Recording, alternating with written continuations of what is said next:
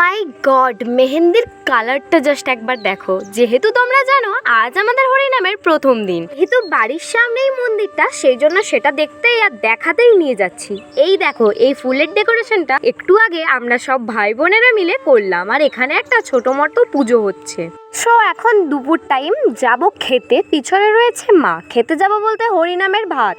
মা আমাকে বললো দরজাটা লাগিয়ে দিতে, সেই মতো আমি এই দরজাটা লাগিয়ে দিচ্ছি, কারণ ওই দরজা দিয়ে আমরা বাইরে বেরোবো। চলে এসেছি খাবার এখানে। অলরেডি অনেকেই এখানে খাচ্ছে আর দাদারা সবাই পরিবেশন করছে। আমি মা বসে পড়েছি খাবার জন্য। পাশে রয়েছে জেঠুর মেয়েরা সবাই মিলে। হরিনামের ভাত একটি অমূল্য রতন। এটা নিরামিষ হয়, তো চলো খেয়ে নিই খাবারটা।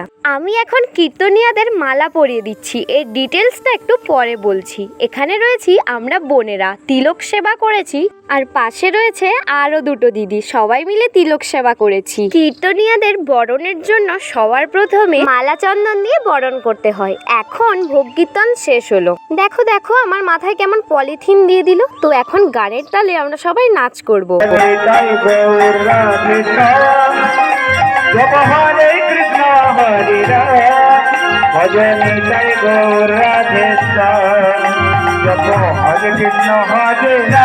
যাই বলো আর তাই বলো, হরিনামে একটা আলাদাই ব্যাপার আছে, যেটাতে ভীষণ নাচা যায়। ভোগ কীর্তন তো শেষ, এক মালসা ভোগ নিয়ে এখন বাড়ির দিকে যাচ্ছি। এরপর একদল লীলা কীর্তন হবে। সেই কীর্তনের দলটা আমাদের বাড়ির ওপরের রুমটাতে রয়েছে, তো তাদের জন্যই চা বানিয়ে আমি এখন ওপরে নিয়ে যাচ্ছি। আর এক কাপ চা বাবাকে সেখান থেকেই দিলাম। কালকের ভিডিওতে তো তোমরা দেখলেই সবাইকে মেহেন্দি পড়াচ্ছিলাম। দেখো মেহেন্দির কালারগুলো কত সুন্দর এসেছে। এটা একটা বাচ্চার হাত, মানে লিপির। এই দেখো, বললাম না একটা লীলা কীর্তনের দল আমাদের বাড়িতে রয়েছে, সেই এখন সেজে গুজে আসরে যাচ্ছে তার মায়ের সাথে। এই দিদিটা খুব ভালো কীর্তন করছে। এই দিদিটা আমার থেকে 1 বছরের আরে বড় হবে। আমরা দিদি বোনরা বেশ কয়েকজন মিলে চলে গেছি ওকে চন্দন আর মালা দিয়ে বরণ করে নেওয়ার জন্য। প্রথমে এক পাশের খোলে এবং যিনি বাজান তাকে চন্দন পরাতে হয়, তারপর অপর পাশের খোলে এবং যিনি বাজান তাকে চন্দন পরাতে হয়, তারপর বাকি যারা থাকেন তাদেরকে চন্দন পরিয়ে মালা পরিয়ে বরণ করতে হয়, আর আসরে প্রণাম করতে হয়। আসর মানে যেখানে কীর্তনটা গাওয়া হয়। জানো তো আমাদের যেদিন লীলা কীর্তন থাকে প্রত্যেক বছরই সেই দিন প্রচুর বৃষ্টি হয়। এই বছরও মেঘটা পুরো ঝুলে গেছিলো, কিন্তু ঠাকুরের ইচ্ছায় বৃষ্টিটা হয়নি। তবে বৃষ্টি কয়েক ফোঁটা ঠিকই পড়েছিল, কিন্তু খুব জোরে বৃষ্টি হয়নি। এত প্রচণ্ড মেঘ দেখে প্রায় ভয়ই পেয়ে গেছিলাম। আজ যেহেতু দিদিরা সবাই বাড়ি আসবে, আমি তাই বাইক নিয়ে রসকুণ্ডু চলে এসেছি দিদিদের নিয়ে আসার জন্য।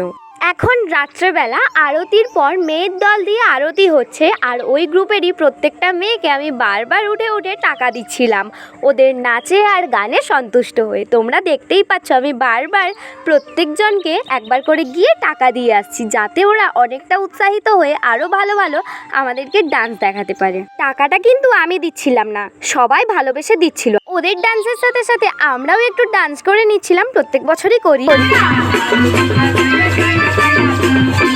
এরপর হয়তো ভাববে নিচে নাচতে নাচতে আমি হঠাৎ ওপরে কেন চলে গেলাম ওদের কাছে, কারণ মেয়েগুলো আমাকে ডাকছিল আর আমার বাবা মাও বললো একবার যে ওদের সাথে নাচ করার জন্য।